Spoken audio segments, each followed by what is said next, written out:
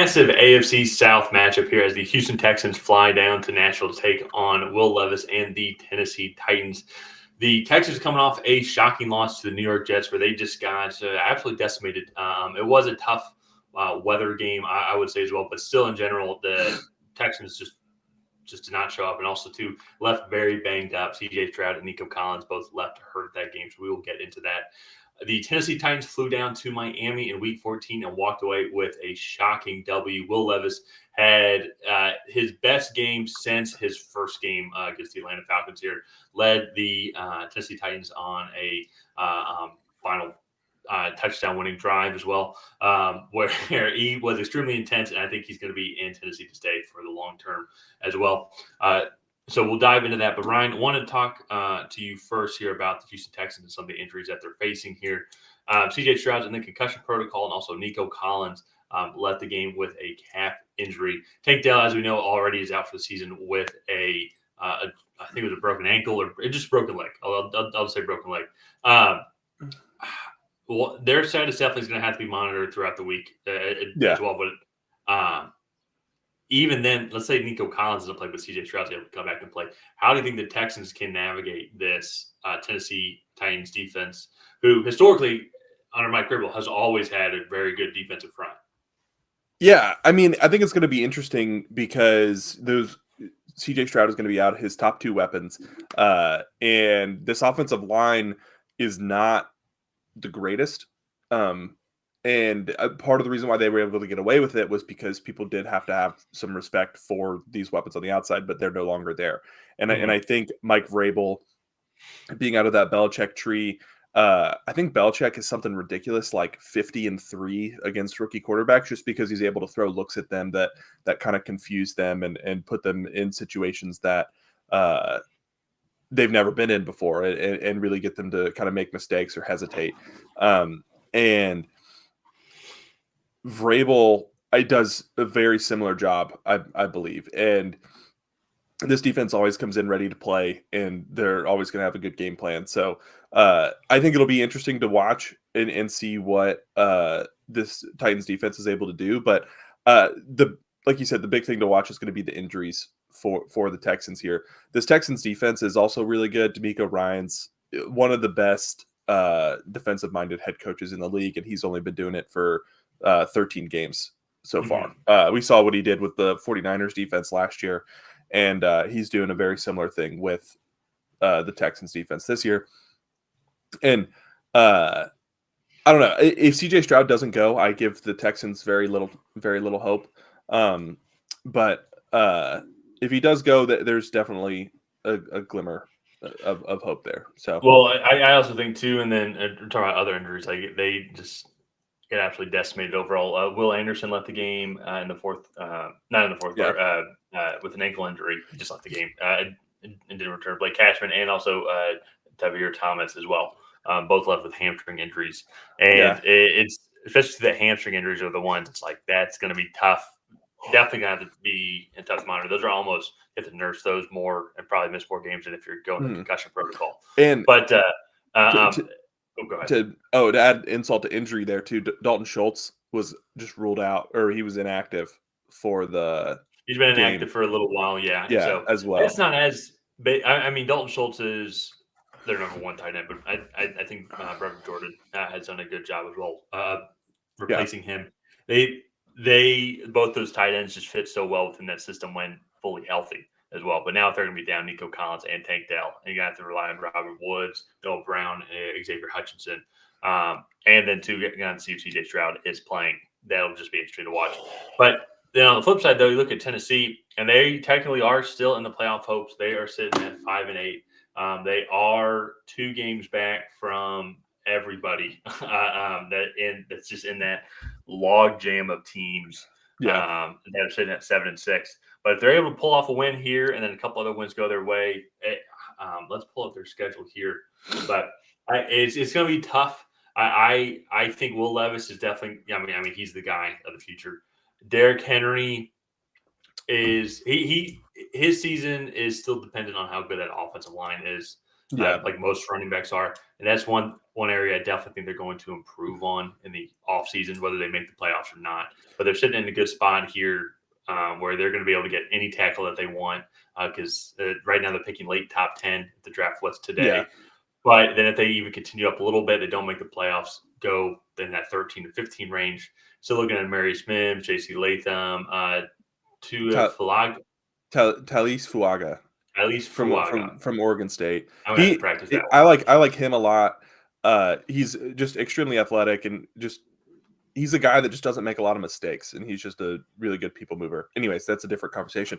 I've been really impressed with Will Levis so far. He had the big welcome to the NFL moment against your Atlanta Falcons, and then since then, he's had some ups and downs. But I think on prime time, he really showed up. He only had one touchdown and one interception, but he threw for over 325 yards and just a really solid performance. I think definitely has to be smarter in protecting himself a little bit, but I really like the intensity. I like what I saw from him. And I think, I don't know if I'm ready to jump on he's the guy of the future, but he's definitely the closest thing to having a guy of the future that they've had.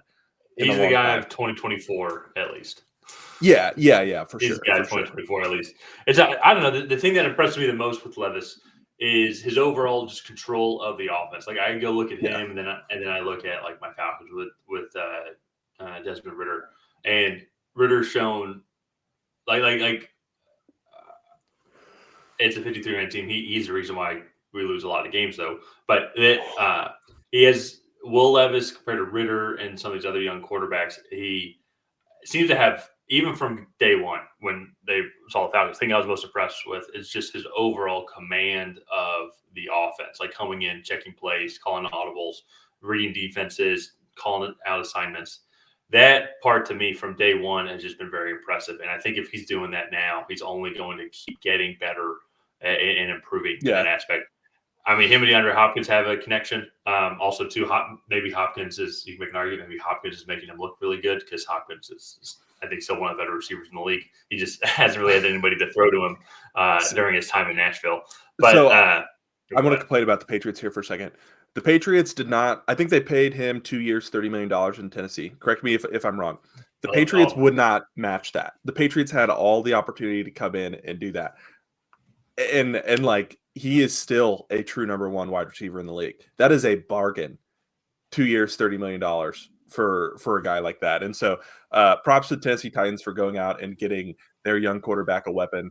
I think if you look at the modern day NFL, every quarterback who is starting out has one elite pass catching weapon. I think Patrick Mahomes has Travis Kelce. Josh Allen, you look at his career arc, and when he got really good is when the Bills went out and traded for Stephon Diggs, Joe Burrow with Jamar Chase.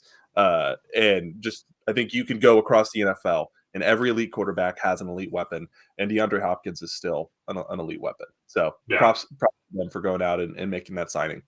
Yeah. And just to clarify, he signed a 2-year, $26 million contract with Tracy Take. even more of a bargain, honestly. Yeah. So they can go out too, and then in this receiver class as well, if they can go, let's say they end up, let's say they don't make the playoffs, but they fall in like 11th or 12th, they're going to have the options, I think, at J.C. Latham, Marius Mims. They maybe could trade up and try and go get Joe Olu, depending on how the chips fall. But then in the second round, I'm looking at guys like imagine like an Xavier Leggett in this backfield, or if you want to get a guy like Xavier Worthy or A.D. Mitchell, guys out of Texas, or Jalen Polk. A lot of interesting receivers, I think, that could help out this offense immediately. And then at the same time, too, if you have the cap space, I mean, keep Derrick Henry alive. I think he's a lifelong Titan. I'd hate to see him go anywhere else, especially after living in the city, kind of what he's done for that town. So it'll be interesting to see here. Love the overall just kind of path that team's going. And same with Texas as well. I know we didn't talk too highly about them in this video, but it's more honestly just on the injury aspect of it. They're having a whale of a season, to be honest. CJ Stroud, I hope he stays healthy so he can keep continuing to have that Rookie of the Year campaign. So, but let's move on to predictions though here. But before we do that, if you're still with us, one, thank you. But two, like this video, subscribe, and ring the bell to get notified whenever we create new content. Ryan and I were trying to get to 2,333 subscribers. If we hit that goal, that is important because we would have gotten 2,000 unique new subscribers this calendar year, which we never would have guessed at the beginning of the year. So help us reach our goal, like, subscribe. Ryan, who do you have winning this game and why? I'm going to go with the Titans. I just think the injuries are going to be too much for the Texans to overcome. They looked really good on Monday Night Football. I think they're going to be kind of rolling into this game with their heads held high, kind of the hot hand. And I think you look at what the Texans lost. Nico Collins, Tank Dell are Tank Dell's definitely out. He's done for the year. Nico Collins has a calf strain. That's going to be really hard to come back from in just 7 days. Concussion protocol. CJ Stroud has to get evaluated for a concussion, I believe, on Thursday and see if he's been able to clear concussion protocol. He had a really bad concussion in that game, smacking his head off the turf like that. And usually, I would say about 80 to 90% of the time this year, getting a concussion, you're missing the next week. Most likely. There have been some guys like AJ Terrell bounce back. Like Chris Olave. I've seen guys bounce back within a week several times this year. But in general, though, I agree with you that it is a week. Yeah, and especially with the weapons out, I just think that this Tennessee defense is going to really be able to take advantage of that offensive line of the Texans, and I just think they'll be able to come out ahead in this one. So. Yeah. I am also going to go with the Titans here as well, especially the two coming off this week. Then if you include the injuries, Tennessee Titans are playing the way I feel like a lot of teams actually almost expected the New York Jets to play this year. Especially Jets have had an awful offensive line, but then they have a quarterback that can sling it with a clear number one receiver, Garrett Wilson, DeAndre Hopkins. Then with a defensive front that can get after the quarterback. And also, too, Jeffrey Simmons didn't even play for the Titans this past week against Miami. They're still able to create good pass rush as well, and it kind of stymied that Miami defense. So I'm going to go with Tennessee in this aspect as well. I think that they'll be able to just kind of control the clock a little bit more.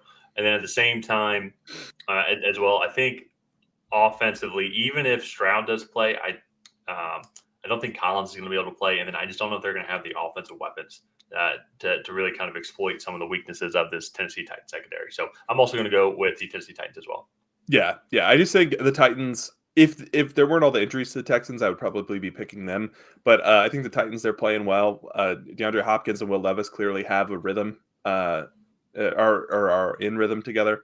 And so yeah, we're both taking the Titans. Let's go ahead and wrap this video up here. If you guys have not already, please go ahead and like and subscribe. Help Tyler and I reach that goal of getting to 2,333 subscribers. And while you're down there, go ahead and leave a comment on who you think is going to come out ahead in this AFC South matchup. Is it going to be the Houston Texans? Is it going to be the Tennessee Titans? And other than that, we will see you guys next time.